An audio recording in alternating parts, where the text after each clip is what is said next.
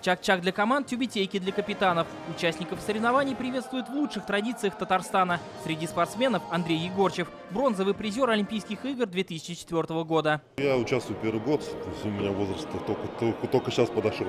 Я закончил профессиональный спорт, как уже лет 7 назад. А ветеранский — это просто для поддержания себя в форме и для души уже.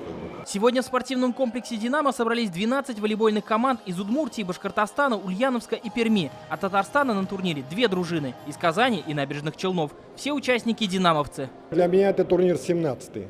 17 лет мы приезжаем сюда, мы начали с первого турнира. Будем стараться. Но, как у нас говорят, мячик круглый, поле практически квадратное. Игра покажет. Турнир по волейболу среди ветеранов посвящен памяти генерал-лейтенанта милиции Салиха Епеева. Он четверть века возглавлял МВД ТССР и спортивное общество «Динамо». Идея турнира принадлежит Азгату Сафарову. В 2007-м он, как министр внутренних дел, организовал первые соревнования. Сегодня лично приветствовал участников.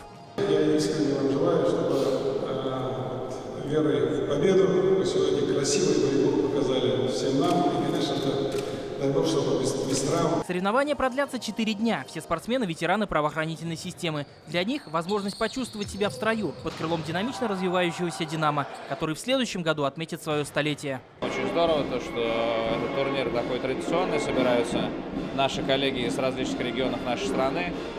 Это все проходит под эгидой нашего физкультурно-спортивного общества «Динамо».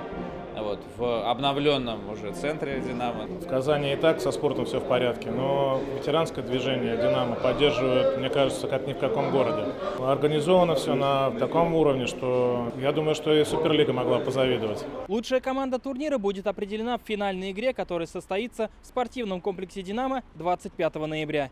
Иван Сарафанов, Рамзиль Гарипов, ТНВ, Казань.